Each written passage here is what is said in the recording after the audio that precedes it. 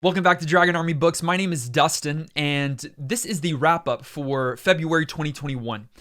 The month of February was a big month for DA. We hit our first 1K subs, which is amazing. We booked our first author interview, which is amazing, and read a whole lot of books, like more than actually intended or planned for or hoped for. And so these are the books that I read this month. If you are interested in any particular book and hearing my mini review on that book, then you can click on the timestamp in the show notes below. But without further ado, here are my mini reviews, my wrap up for the books that I read in February.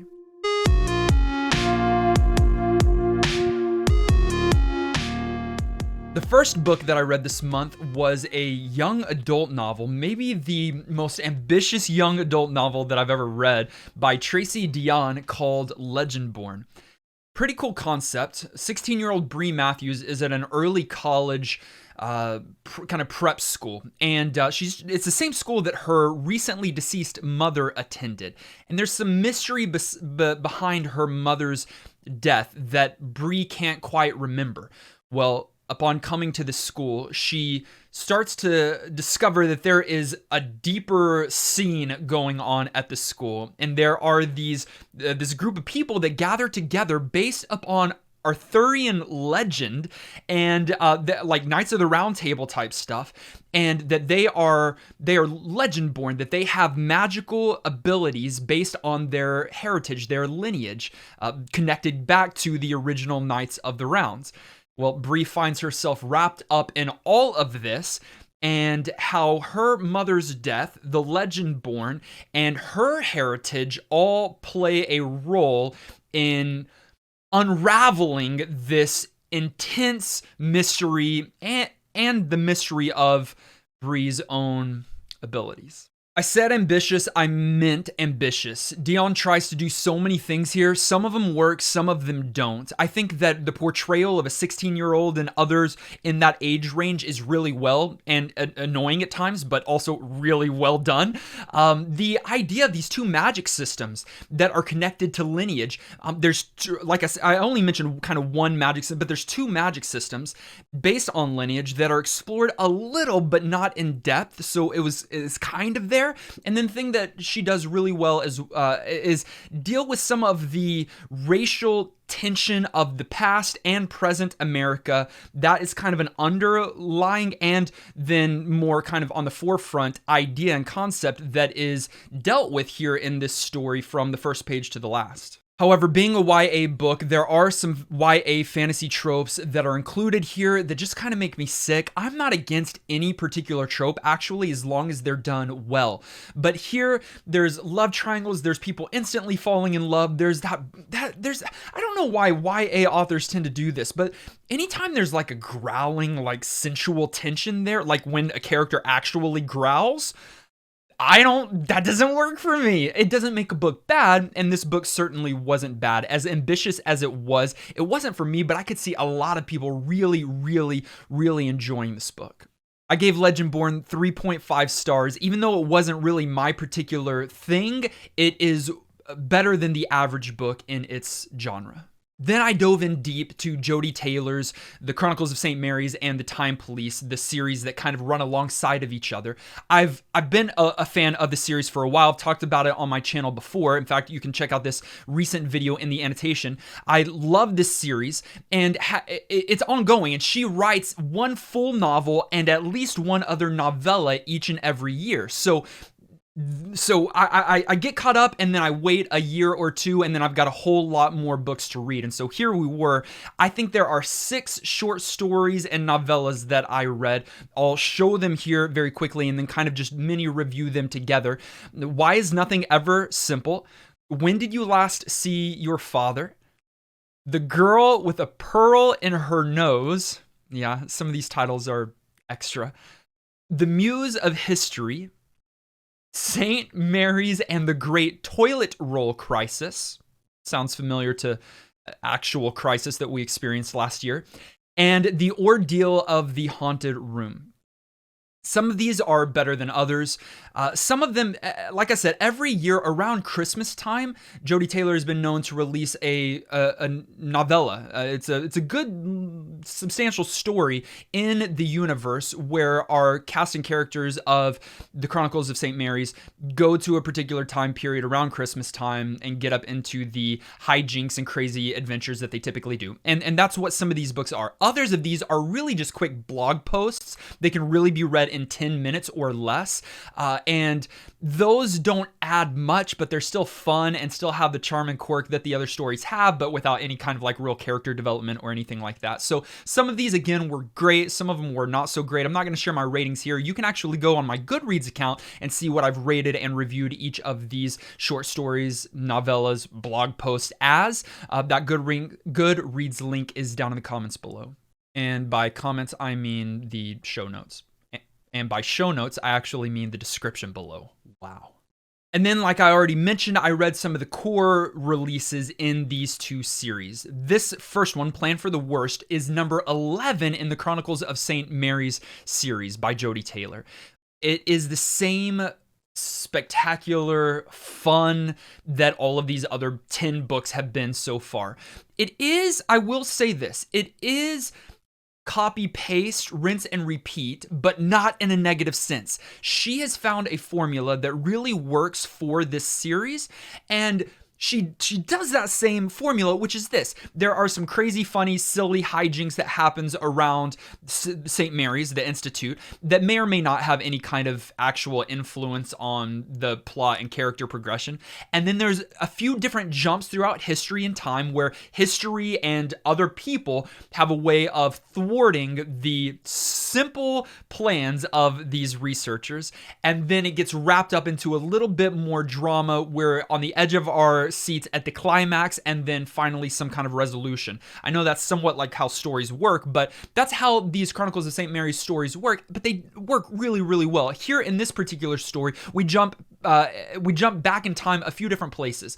Max, the main character, and her crew, they share a meal with misplaced Vikings in America. They visit vanishing princes in the Tower of London in 1483, and they bid the Minoans farewell on the island of Crete. There are some incredible character reveals and realizations that transpire here, and I say that this is one of the best entries in the series to date. I hope that Jodi Taylor is nowhere near done to completing this series because I'm here for the long haul.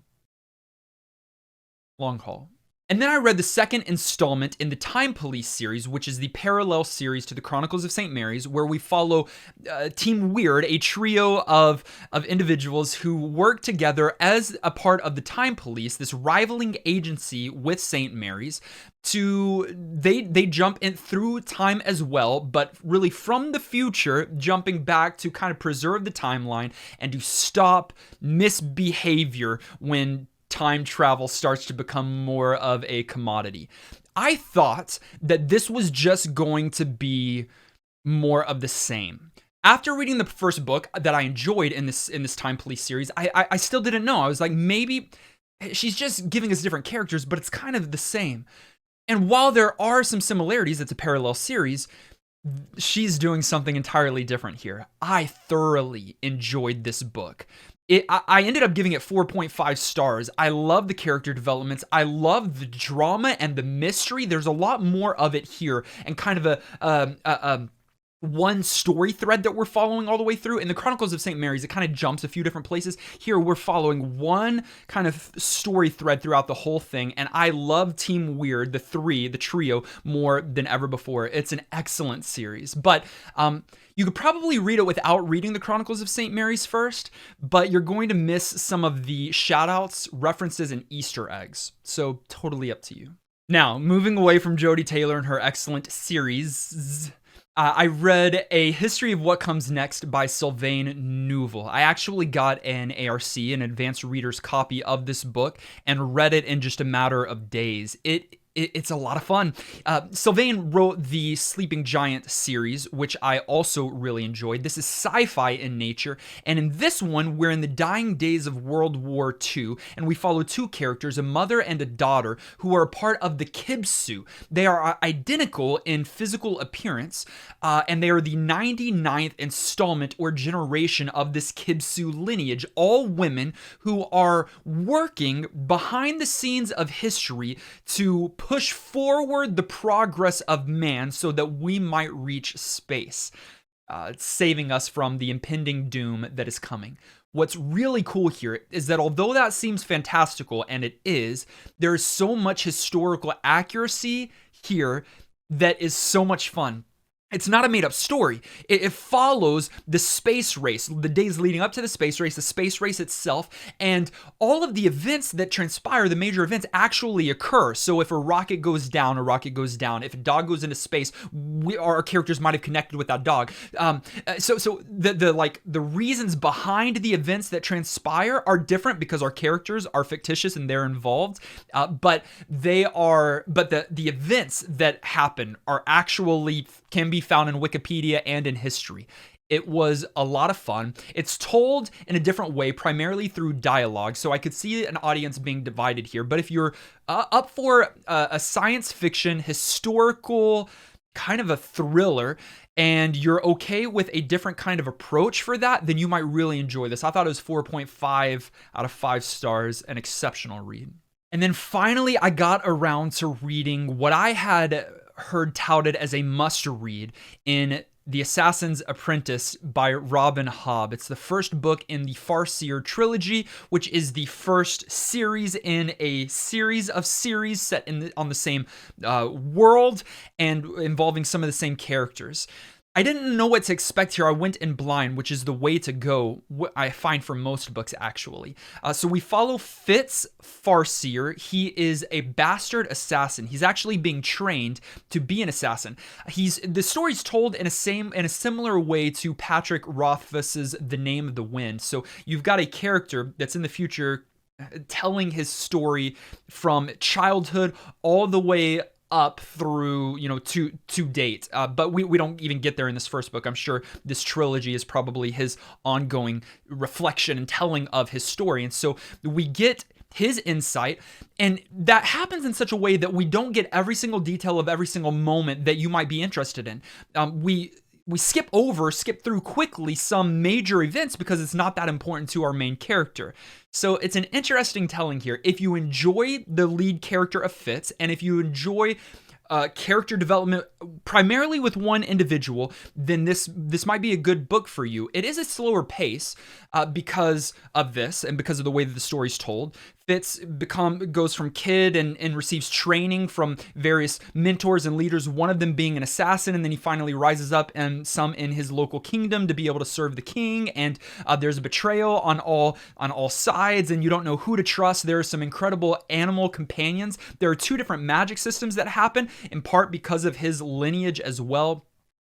There's a lot going on here, a lot of world building, and it's done exceptionally well. The prose is not just mechanical like in some of the other books. Like Brandon Sanderson, great world builder, but the writing is fairly mechanical and it gets the job done. But here in this Assassin's Apprentice, it is very, not poetic, I would say, but the prose is very flowery, not in a bad way, in a very engaging way, and a way that I actually like and prefer. But like I said, it is a slower story still. I'm so glad that I read it. We'll most certainly continue with the series. Loved the lead character of Fitz, as well as some of the other side supporting characters. There's going to be a full video review of the Assassin's Apprentice soon on my channel, so you'll be able to click the annotation when that is the case. I did give it 4 out of 5 stars, knocked off 1 because I think that it was just a little bit too slow. I've heard that the series only progresses and gets better, and if that's the case, then expect some 5-star reviews from the future of the Farseer trilogy. And then I did a reread of Evan Winter's The Rage of Dragons. This was a book that blew me away when I read it last year, the year before, when I first read it.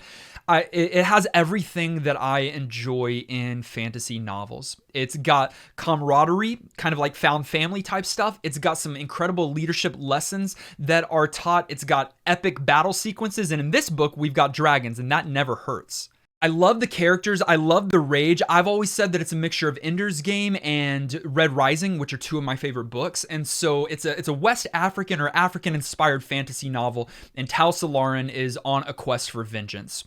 And the magic system here is robust and unique. The characters are awesome, but I did notice this time reading through The Rage of Dragons, it is training montage after training montage after training montage. If you don't like that, then that might be problematic for you. I completely understand that now reading through it a second time without my kind of like rose-tinted glasses on. However, it works for me and I love it. I read it in preparation for The Fires of Vengeance, which I read next. The final book, like I just mentioned, that I read in the month of February was the sequel, the second book in the Burning Quartet by Evan Winter called The Fires of Vengeance. And it was an epic sequel. It's just so good. Like, if Evan Winter continues at this pace, and I have no reason to doubt otherwise, he is going to create an incredible series that will, in my book, be legendary, but I think will be recognized and revered by other fantasy readers, authors, and communities as well. And he will he's going to continue to rise as a fantasy author because his works are incredible. Here we have a new. So in the Rage of Dragons, our main characters are Skel Jayed. That is Tal and his sword brothers. Here we've got a new Skel, a new group of people that surround him. Some are from the original Skel and some are new. Some of the main characters that are the new main characters that are introduced here are strong, powerful black women. And they are absolutely amazing, every single one of them. Some of them fight with blade. Others of them call on dragon fire. Others of them don't have magical ability necessarily, but they're still amazing due to their loyalty or their fierceness or whatever. I love the addition of the new characters. I really felt attached, and where he took us plot-wise, I think that worked really well as well. I'm not going to give you much plot here because it is a continuation of The Rage of Dragons, and our main character Tao is still on his course for vengeance, and it costs him and those around him a lot. The story definitely expands here, but it is some more of the same. There are a lot of training montages, a lot of power leveling sequences, and a lot of battles. But that is what I like in fantasy novels, or at least that's one of the elements that I like in fantasy novels. So you might not like it. I thought this was an excellent follow-up to The Rage of Dragons. I gave it 5 stars. Like I said, a lot of books in the month of February. Did any of them stand out to you? Have you read any of them? Let me know in the comments down below, as well as what book should I read in the month of March? Please comment down below. Would love to interact with you there. And as always, thank you so much for watching and liking this video. If you haven't yet, click subscribe, join the Dragon Army, and we'll see you in the next one.